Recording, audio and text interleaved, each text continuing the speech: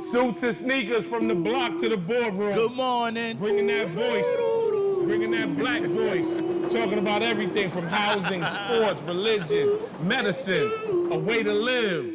I know I'm not a hip-hop expert, I'm not a comedian, I'm not a b-ball player.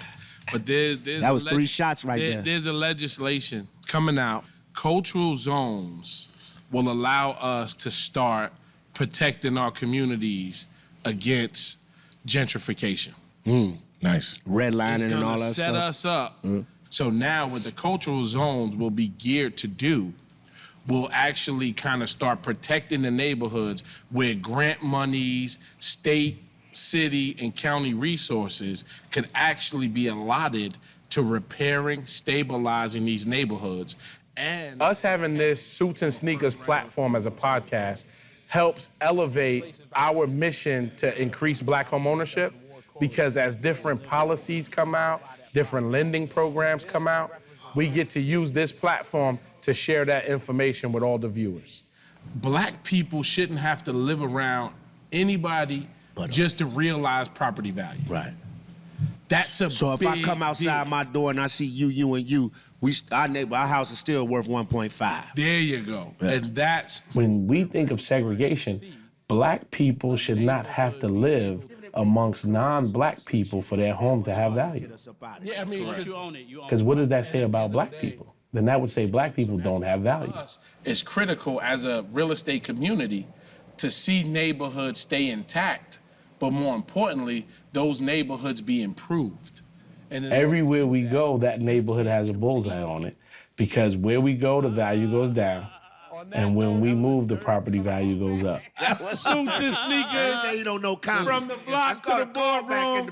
Another episode in the books. Look us up on the I consider YouTube. myself the black real estate activist, because the work that I try to do is specific to building black wealth through real estate, removing the barriers and impediment to black people owning, and really strategic around the public policies and being a voice to those negative policies that hurt black home ownership and black business.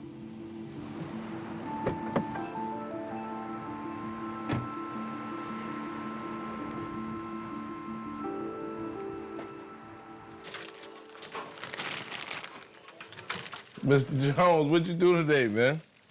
I know you and Javon was in here doing something. Part of what makes food good is how it looks. Yeah. You gotta take pride. So you love over it as you prepare it, and then you gotta finish it off with that shine. I worked for JP Morgan Chase in New York City, and JP Morgan Chase was merging with Bank One. My division manager came and spoke to me and said, hey, there's a huge opportunity for advancement, but you would have to relocate. And Chicago was a perfect fit. How we looking? Got you. Wings and mac with some vegetable. My wife and I, with the family, we live in Bronzeville. And Bronzeville, to me, when I compare it to New York, Bronzeville is like a Harlem, New York, in terms of being that kind of mecca of where so many black families live. All right, Javon, that's yours. Caleb, you can go sit down at the table. You ain't gotta eat it like it's running from you. What I want for each one of you all is to make sure you all have a piece of property. That's my college graduation gift to you. So Sanina and I always talked about what would life after corporate America look like. She was already a real estate broker for 10 years, and me being in home equity sales and having a banking background, she had brought up the concept of, wouldn't it be cool if we started Chicago Homes Realty Group? You know, because you have all different brokerages, but there's not been one that's like African-American owned.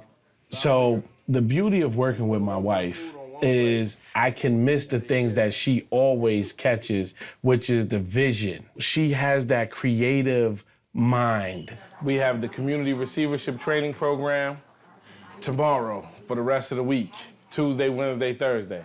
So we have guest speakers coming to talk about ways to make money in real estate. So it's gonna be important that everybody be dialed into what we gotta get done for the week. Pre-registered? Joseph. Joseph? All right, you're gonna be on this. I should be on the VIP list. That's funny. As I digested more about my training through corporate America with JP Morgan Chase, you know, for so many years, I think that with my sense of community, you know, it kind of just brought it full circle. So when you hear things around purpose and folks trying to find their purpose, I think I was blessed to find mine. First thing I want to do is say thank you. Thank you for being a part of rebuilding our communities that we all live in.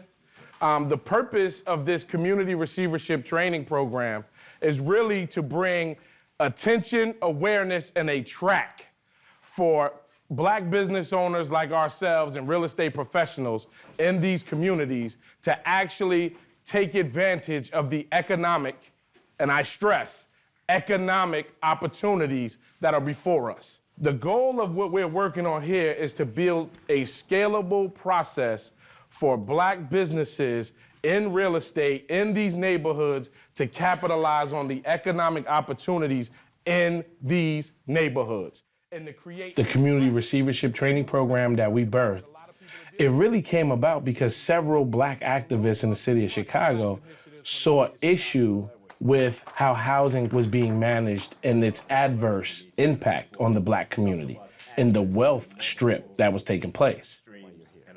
It just became strategic around how do we figure this out to at least become more participatory in the wealth that's being generated in our own neighborhood. There's 80 homes just in the South Shore area that have been purchased by one investor who does not live in the neighborhood and does not care about the neighborhood, what I call predatory investing, right? If non-Blacks get all of the economic opportunities in mainstream metropolitan cities, they're making a lot of money. But then when you add on top of that another layer, that all of the real estate opportunities to list properties that the banks have taken, they're still listing these properties with non-Black real estate brokers. So even in this segregation space where you're confined most of the time to just the neighborhoods that you operate in, even the bulk of the economic opportunities that exist in your neighborhood are still being outsourced to other neighborhoods. Let's be clear, nobody wants to live in concentrated poverty. I'm gonna say that again. Nobody wants to live in concentrated poverty.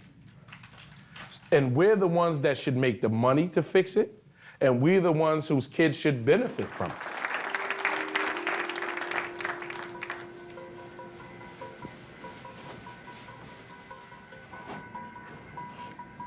This is our fourth cohort, and we have over 330 Black receivers trained, knowledgeable, and seeking opportunity to rehabilitate the Black neighborhood, make Black home ownership important, create Black jobs in these neighborhoods. It's really to create an atmosphere where the hopes is that somebody graduates and they apply the information, they make money, and we increase Black home ownership.